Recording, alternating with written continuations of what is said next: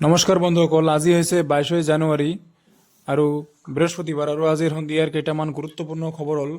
প্ৰথমটো খবৰ হ'ল মঙলদৈত সংঘটিত হৈছে এক অনাকাংক্ষিত ঘটনা।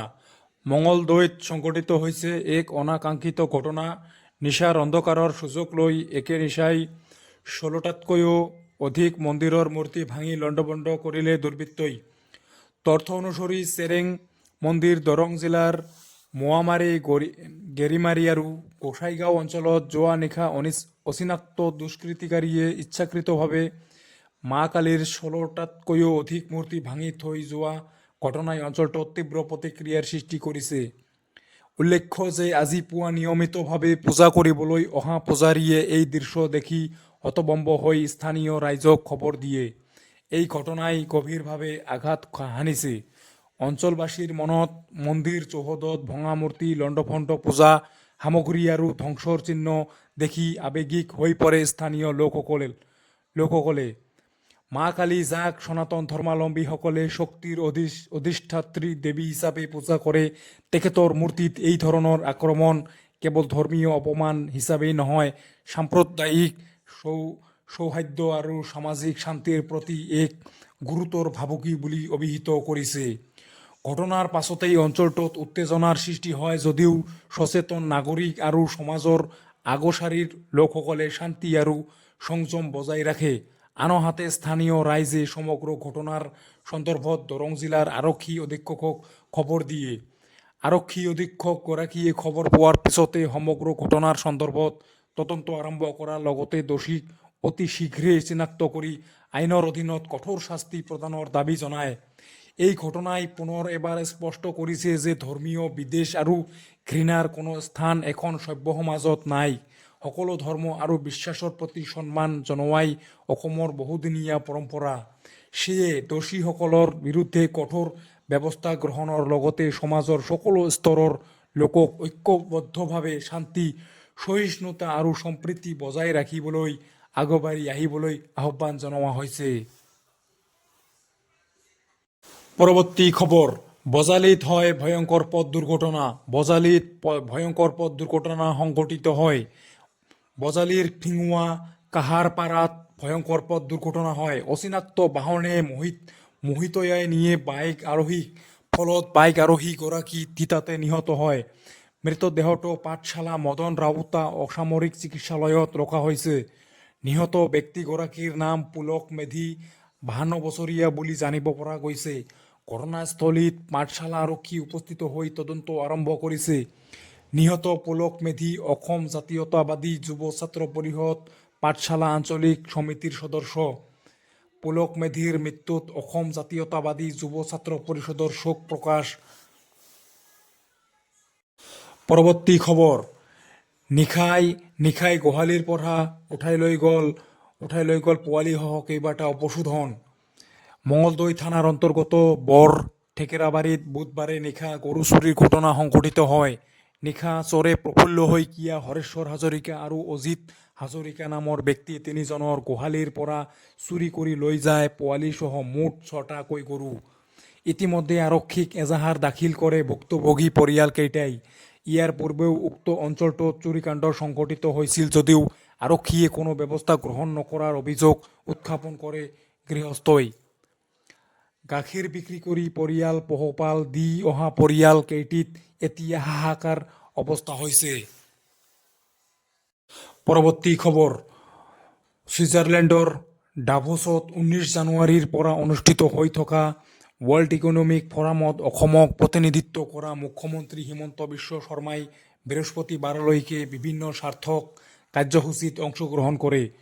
19 জানুৱাৰীত ডাভোছত উপস্থিত হোৱা মুখ্যমন্ত্ৰীগৰাকীয়ে 4 দিনত বিশ্বৰ উদ্যোগপতি, অৰ্থনীতিবিদ, বহুজাতিক কোম্পানীৰ মুখ্য কাৰ্যবাহী বিষয়া, বিশ্ব বেংক, আন্তঃৰাষ্ট্ৰীয় মুদ্ৰা নিধি, বিশ্ব বাণিজ্য সংস্থাৰ মুৰব্বীকে ধৰি বিভিন্ন দেশৰ প্ৰতিনিধিৰ সন্মুখত ৱৰ্ল্ড ইকনমিক ফৰামত অসমক প্ৰতিনিধিত্ব কৰে। এই সময়ত মুখ্যমন্ত্ৰীয়ে 16খন দেশৰ 100ৰো অধিক বহুজাতিক কোম্পানীৰ 200গৰাকী উদ্যোগপতি আৰু কূটনৈতিক নেতাৰ সৈতে সাক্ষাতত মিলিত হয়। ইয়াৰ ভিতৰত বিশ্ব প্ৰসিদ্ধ BIA আৰ্ট এনাৰ্জি, হাৰ্থা মেটেলছ সাস্টেইনেবল ইম্প্যাক্ট এলএলসি, লাঞ্জারটেক SR capital, Muthoot Fincorp Limited, Muthoot Microfin Limited, VKC Foodcare, Convent Heavy Industries, Schneider Electric International, Solar Alliance, Glenrock Rubber Rubber Products, Arunaya Organics আদি বহুজাতিক কোম্পানী উল্লেখযোগ্য। এই সন্মিলনত মুখ্যমন্ত্ৰীয়ে অসম তথা ভাৰতৰ অন্তৰ্ভুক্তিমূলক বিকাশ, ছেমিকণ্ডাক্টৰ আৰু ডিজিটেল বিপ্লৱ আদিকে ধৰি অসমৰ বিকাশ উন্নয়নত জড়িত বহুতো বিষয় উপস্থাপন কৰে। মুখ্যমন্ত্ৰীয়ে এই ভ্ৰমণৰ জৰিয়তে স্পষ্টত অসমৰ প্ৰতি বিশ্বৰ ধাৰণা আৰু বিনিয়োগৰ বাবে অসম যে এক উপযুক্ত গন্তব্যস্থলী সেই বিষয়ে সকলোৰে দৃষ্টি আকৰ্ষণ কৰে। ইয়াৰ দ্বাৰা অসমে আৰ্থিক ক্ষেত্ৰত অংশীদাৰিত্ব শক্তিশালী কৰা, বিনিয়োগ আকৰ্ষণ কৰা, স্থায়ী উন্নয়ন আৰু প্ৰযুক্তিগত উদ্ভাৱনৰ দিশত নন সুযোগ সম্ভাৱনা লাভ কৰিবলৈ সক্ষম হ'ব বুলি আশা কৰা হৈছে। পৰৱৰ্তী খবৰ, গোৱাত অসমৰ যুৱতীৰ ৰহস্যজনক মৃত্যু। গোৱাত অসমৰ যুৱতীৰ ৰহস্যজনক মৃত্যু। গোৱাত নৃশংসতাৰ বলি হৈ মৃত্যুক সাৱটিলে এগৰাকী অসমীয়া যুৱতীয়ে। ৰাছিয়াৰ এজন যুৱকে অতি নৃশংসভাৱে হত্যা কৰে আমগুৰিৰ মৃদুস্মৃতা শইকীয়াক। ইপিনে এই ঘটনাত পোহৰলৈ আহিছে এক বিস্ফোৰক তথ্য।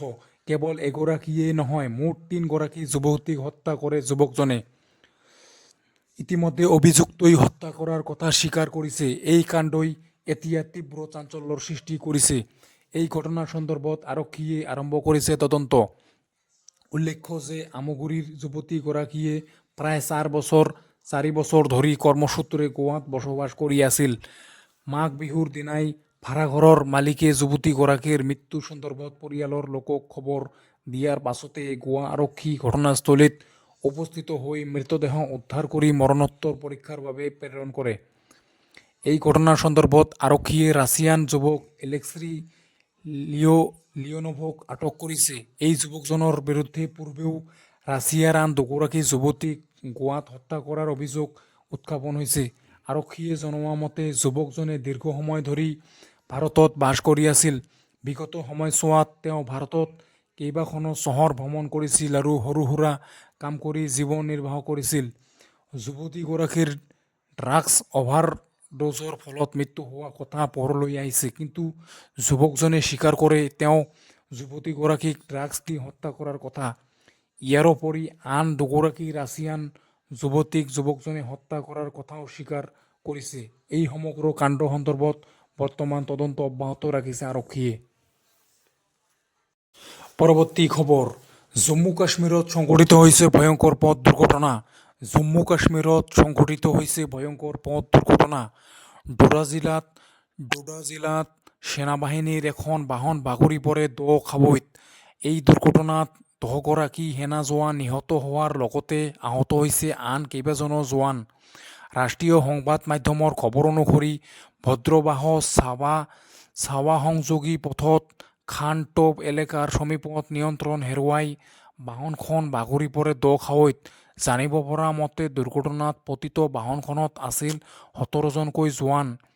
সেনাৰ বাহনখন দ খাৱৈত বাগৰি পৰাৰ পাছতে স্থানীয় আৰক্ষী আৰু উদ্ধাৰকাৰী দল উপস্থিত হয় উক্ত স্থানত। উদ্ধাৰকাৰী দলে আহতসকলক উদ্ধাৰ কৰাৰ পাছতে হাস্পতাললৈ প্ৰেৰণ কৰে। ইফালে জম্মু কাশ্মীৰৰ উপ ৰাজ্যপালে সামাজিক মাধ্যমত এই সন্দৰ্ভত এটা পোষ্ট কৰি গভীৰ শোক প্ৰকাশ কৰে। নিহত জোৱানসকলৰ পৰিয়াললৈ সমবেদনা জ্ঞাপন কৰে। পৰৱৰ্তী খবৰ, এটা কাৰখানাত সংঘটিত হোৱা বিস্ফোৰণ কাণ্ডত কেইবাজনো শ্ৰমিক নিহত হোৱাৰ উপৰি আহত হয়। ছত্তীশগড়ৰ বালোদাবজাৰ ভাটাপাৰা জিলাৰ অন্তৰ্গত ৰিয়েল স্মাৰ্ট স্পঞ্জ লোহাৰ কাৰখানাত এক শক্তিশালী বিস্ফোৰণ কাণ্ড সংঘটিত হয়। ফলত ৭জন শ্ৰমিকৰ মৃত্যু আৰু কেইবাজনো আহত হয়। ইয়াৰে কেইবাজনৰ অৱস্থা সংকটজনক, গতিকে পৰৱৰ্তী সময়ত মৃতকৰ সংখ্যা বৃদ্ধি হোৱাৰ সম্ভাৱনা আছে।